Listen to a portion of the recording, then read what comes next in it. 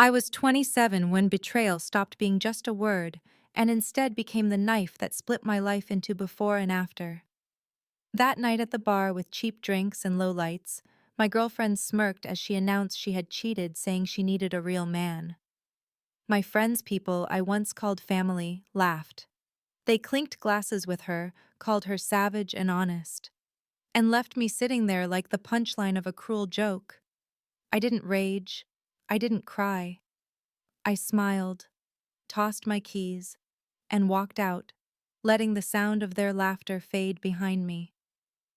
But what they didn't know was that in that moment, a plan was born. Not to win them back, not to beg for love, but to build a version of myself they would never deserve to know. For 3 years, Emma had been my peace, or so I thought. She had been the one who brought me lunch late at work, the one who sat beside me in the garage while I worked on that rusted Civic, the one who said I kept her grounded. And yet, when life grew harder, she didn't stand closer, she drifted. Girls' nights turned into silence, texts telling me not to wait up. And eventually, Caleb, the bartender with charm as shallow as his six-pack, replaced me. The betrayal wasn't just hers. Ben, the brother I never had, toasted her confession. Maya, who once cried into my shirt after her breakup, sided with her. Chris, who had slept on my couch when he had nowhere to go, just stared and told me to take the L. That night, I didn't just lose a girlfriend. I lost a circle I thought would always protect me, but the silence they mistook for weakness was really clarity. I cut them all off, deleted, blocked, erased. No explanations, no posts, just gone. And in that silence, I rebuilt. I reached out to my old professor, took night classes, threw myself into cybersecurity consulting, freelancing, anything that would push me forward. I woke at 5 a.m. To run, dropped 18 pounds, cut carbs, read more, trained harder, dressed sharper. Confidence wasn't in compliments anymore. It was in the discipline I found when no one was watching. I didn't share my progress. I didn't post selfies or flex online. I let the growth happen in the shadows quietly, until even I almost didn't recognize the man staring back at me in a shop window. Meanwhile, they stayed the same. Parties, cheap victories, hollow captions. Caleb and Emma flaunted their love until it cracked. I saw her once in the background of a blurry Instagram story, no glow left in her smile, no Caleb by her side, just a girl who used to think she'd won. When my phone buzzed months later with messages from Ben, Maya, and eventually Emma pleading, apologizing, admitting regret, I didn't feel rage or joy, just detachment.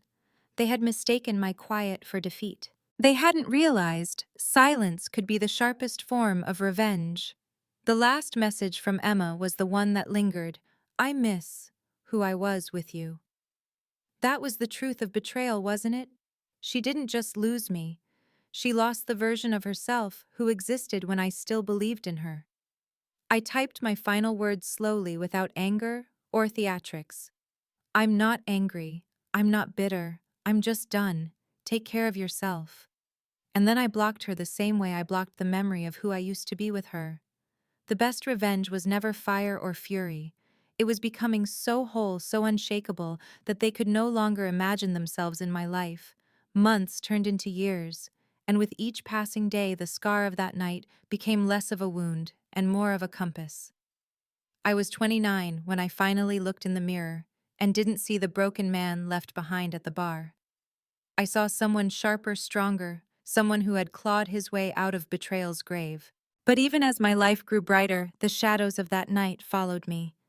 The smirk on Emma's face, the clink of glasses, the silence of people I had once called my family, those memories were carved deep and no amount of success could erase the sting of them. By then, I was running my own cybersecurity firm.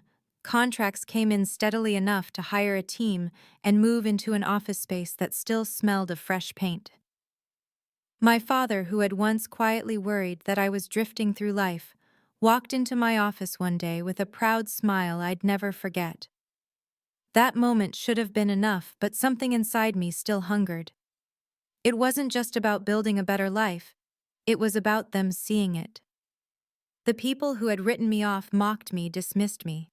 They had to see what I had become.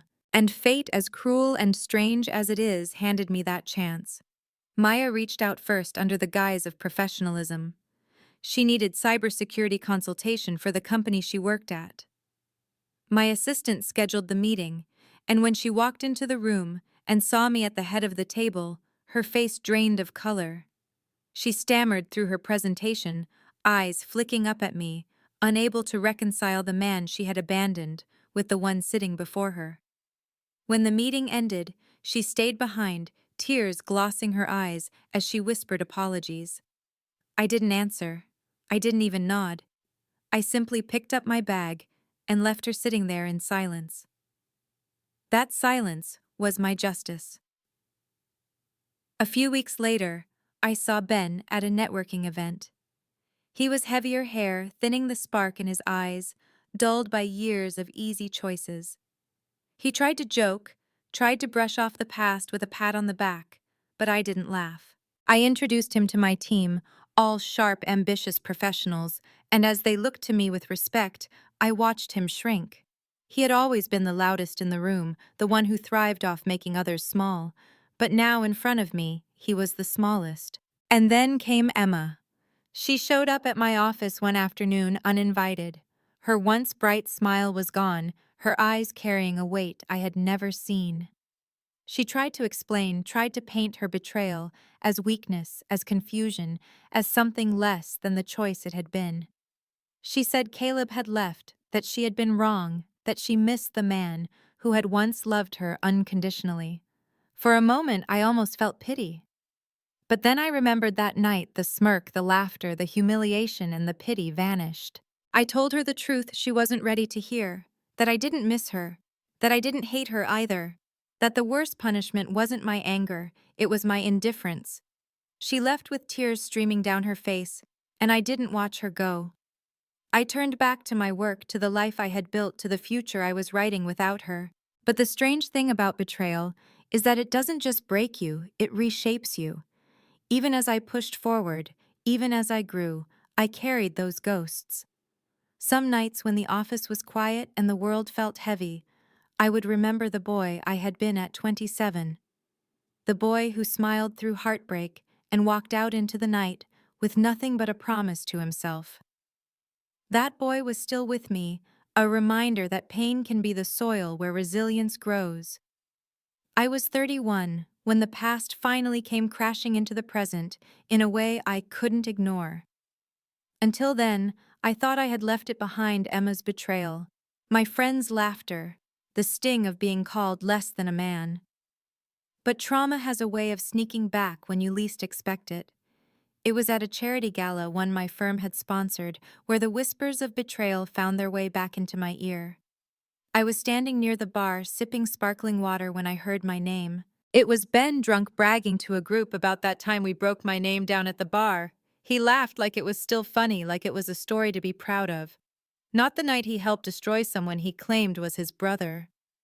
I froze. Not because I was hurt, but because I realized how different the moment felt now. 2 years ago, those words would have gutted me. But standing there in a tailored suit with my company's name glowing on banners around the room, I felt nothing but a cold, sharp clarity. I walked over calm and steady, and when Ben turned, his smile faltered. His laughter died in his throat as the group looked between us, sensing the tension. I didn't raise my voice. I didn't insult him. I simply said, "Funny how that night made me and broke you." And then I walked away, leaving him pale and stammering. That was the moment I realized revenge didn't have to be loud. Sometimes it was a whisper that cut deeper than any scream. But not all wounds stay quiet. A few months later, I got a call that shook me more than I expected. It was Emma's mother. She told me Emma had been struggling, that she wasn't the same since Caleb left, that she regretted everything. I almost hung up, but something in her voice stopped me.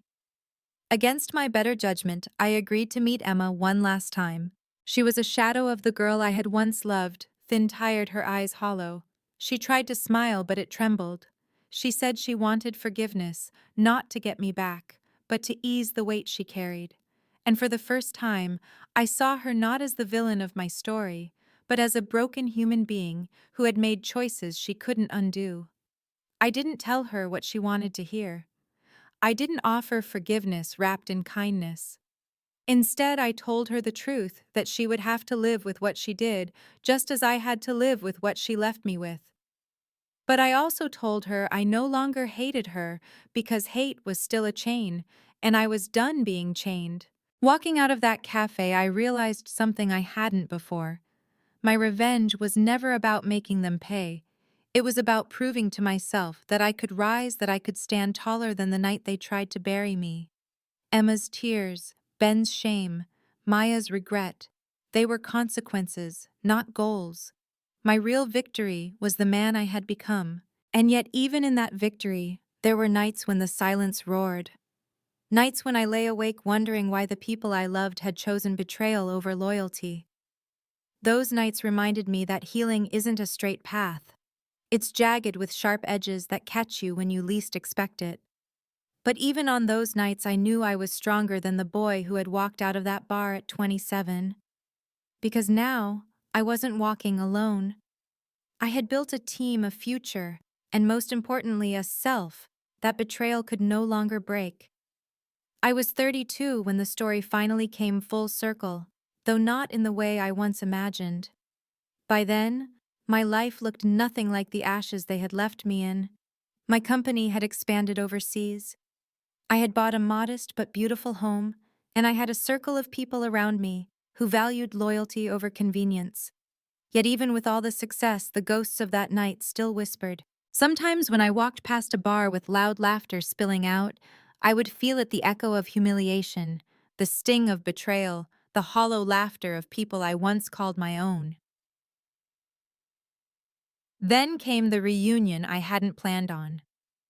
Our hometown was hosting a community fundraiser, and my father asked if I'd attend with him. At first, I hesitated. I didn't want to walk into a room full of old memories. But something inside me, maybe that last ember of hurt, pushed me to go. I walked into the hall, wearing a simple suit, not flashy but confident. And there they were, Ben, Maya, even Chris. Their laughter was quieter now, their postures slouched with the weight of years that hadn't been kind. When their eyes landed on me, the room seemed to pause. Ben tried to make light of it, cracking a joke about long time no see, but his voice faltered. Maya looked down ashamed, and Chris gave a stiff nod as if unsure whether to greet me or hide. I didn't offer hugs or easy smiles. I just stood tall, shook hands where I had to, and let the silence do what words never could. Because in that silence, they all saw it, the distance between who I was and who I had become. They saw the man they had mocked, discarded, humiliated, now standing unbroken before them. And then, like fate had written it for irony, Emma walked in. She looked older, wearier, carrying herself like someone who had lived too many battles and lost most of them. Our eyes met across the room, and for a moment the years collapsed. I remembered the girl who had once laughed with me under summer skies, who had shared secrets in whispered tones. And I remembered the smirk that had ended it all. She didn't approach me, and I didn't walk to her. There was nothing left to say. Our silence was the final chapter and maybe the most honest one. Later that night as I drove home, my father asked if seeing them again had given me closure. I thought about it for a long moment before answering. Closure isn't about neat endings or apologies wrapped in bows. Closure is about choosing not to bleed from the same wound twice. And in that hall, surrounded by people who once broke me, I realized I wasn't bleeding anymore. I was healed, not perfectly, not without scars, but healed enough to know that their choices no longer defined me. Betrayal had taught me many things: that not everyone you love will protect you, that some people will choose cruelty when kindness costs them nothing, and that sometimes the people you trust most will be the ones to sharpen the knives. But it also taught me resilience. It taught me that strength isn't in never being broken, it's in standing back up when the world believes you won't. So here I am years later, not with a story of vengeance that burned everything down, but with a story of becoming. A story that says sometimes the best revenge isn't fire or fury. Sometimes the best revenge is simply surviving, thriving, and living a life so full that betrayal becomes just a shadow in your past. If my story has touched you, if you've ever known the sting of betrayal or the ache of being abandoned by those you trusted most, I want you to know this: you are not defined by the ones who left you behind. You are defined by the way you rise, the way you rebuild, and the way you choose to keep going, even when it feels impossible. So if you've walked through fire and come out scarred but standing, this story is for you. And if you're still in the fire, hold on. The other side is waiting. Don't forget to like, share, subscribe, and leave a comment below if my journey resonated with you. Your story matters, your scars matter, and your survival matters.